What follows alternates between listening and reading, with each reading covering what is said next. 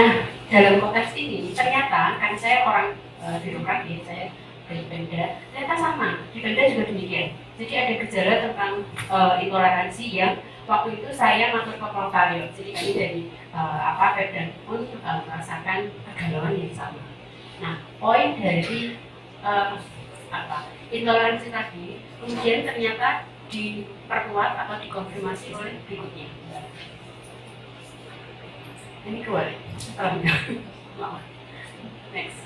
Ini. Jadi ternyata salah satu yang mendukung dari data tersebut adalah bahwa ternyata netizen kita, masyarakat netizen kita termasuk yang paling tidak sopan di dunia.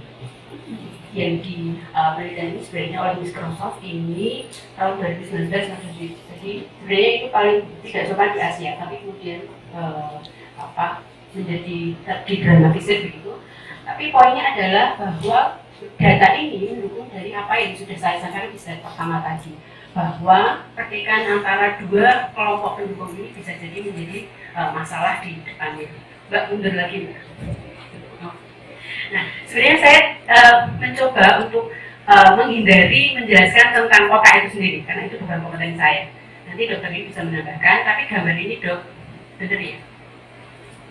Prinsipnya, neuropolitik itu mengamini bahwa setiap orang, setiap saya dan Anda ini punya kecenderungan untuk memiliki ideologi yang sudah ditentukan, sudah mempunyai bakatnya masing-masing. Nah, ketika koreksi saya kalau salah dok, ketika kotak saya di FMRI maka dia akan menjelaskan kita berada di titik atau di spektrum yang sebelah mana kecenderungannya.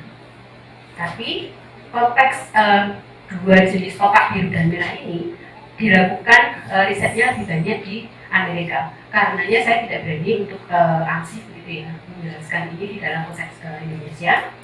Karena kita memiliki mekanisme yang berbeda dalam hal apakah itu partai politik atau ideologi. Tetapi, nah poin kedua adalah sudah berapa menit ya Mbak?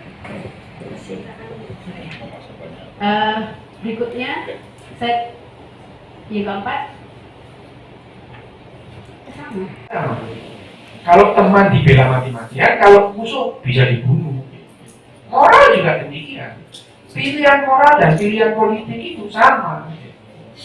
Bahwa kita cenderung terpolarisasi, iya. Kenapa kita cenderung terpolarisasi?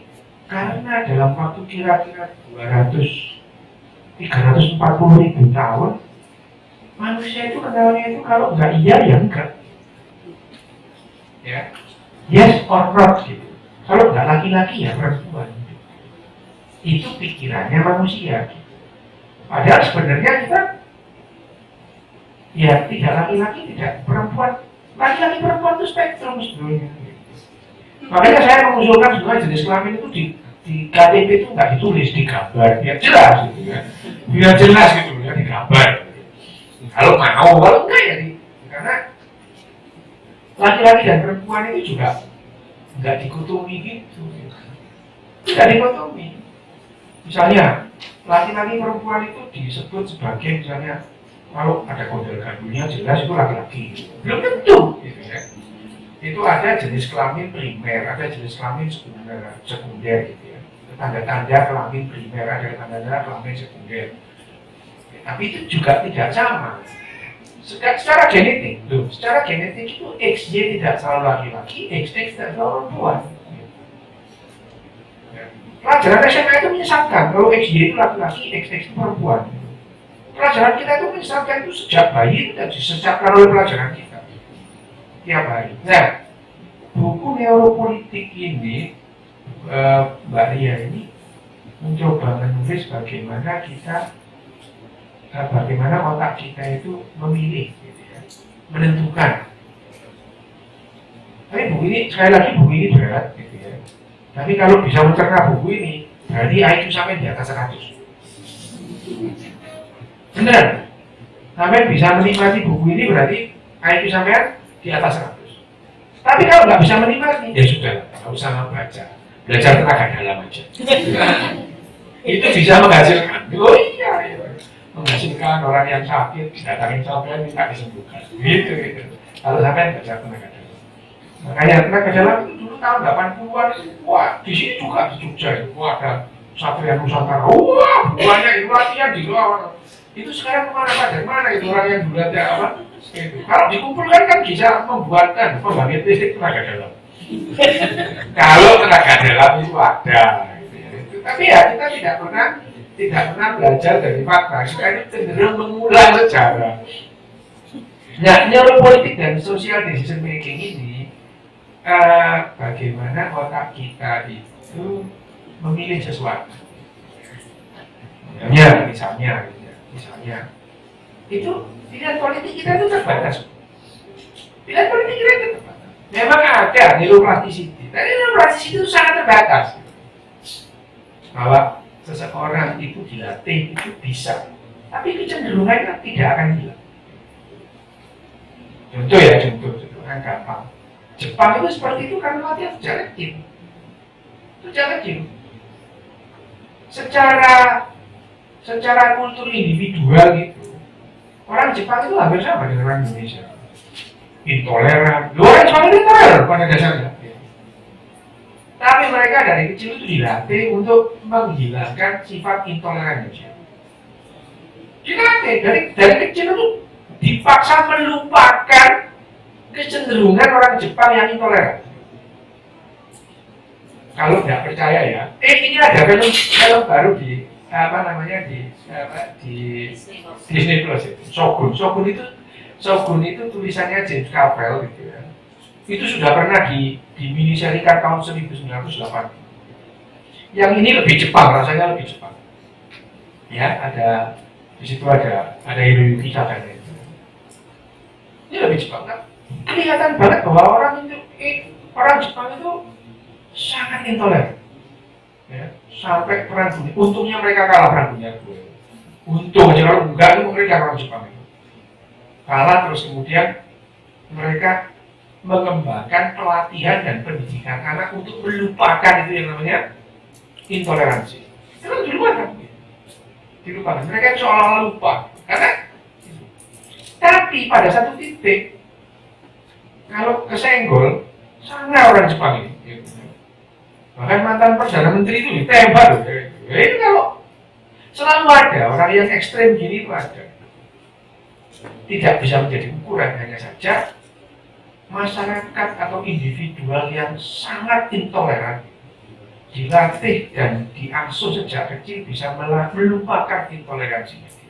Sebaliknya, individual yang cukup toleran bisa dilatih untuk menjadi intoleran. Gitu ya.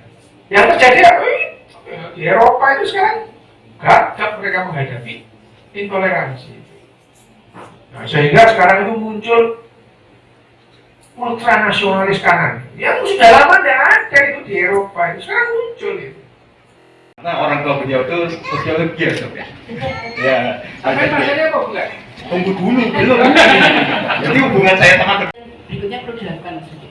Jadi saya tahu persis apa yang pernah ditulis oleh Mas Dodi di bukunya di Kartel Politik, bahwa yang lebih kelihatan adalah tadi disampaikan antara partai nasionalis dan agama.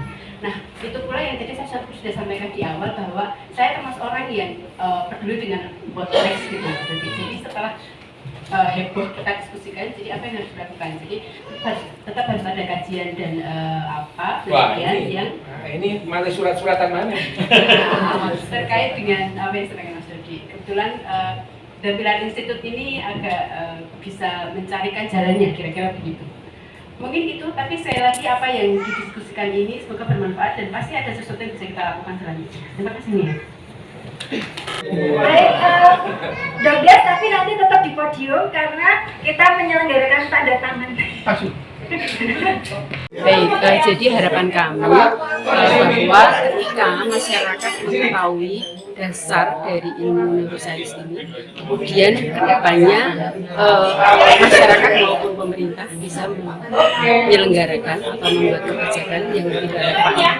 Karena sebenarnya yang paling penting dari isu dan pembahasan neuropolitik dan neuroscience ini adalah bagaimana kita memanfaatkan data neuropolitik dan sebagainya itu. Jadi data neuropolitik itu kan tidak harus dari negara kita ya. Karena di Indonesia sampai saat ini hampir belum ada penelitian tentang neuropolitik. Ada neuroscience, tapi lebih banyak di psikologi. Sekali lagi, data yang ada selama ini bisa dimanfaatkan kajian neuropolitik maupun neuroscience terapan yang lain sehingga bisa berkontribusi memberikan endingnya. Oh, jadi artinya dia bisa menjadi satu bahan kajian untuk memutuskan kebijakan publik, bisa nggak? Betul, bisa. Intinya adalah kenapa saya memakai kata alternatif, karena selama ini kita mengambil data yang lain di mana di sana tidak ada latar belakang biologi yang sebenarnya data itu sangat matang dari segi percobaannya, dari segi risetnya. Kenapa data tersebut sangat diperlukan, sangat bermanfaat ketika kita membuat suatu kajian. Baik, makasih Bu ya. Oke,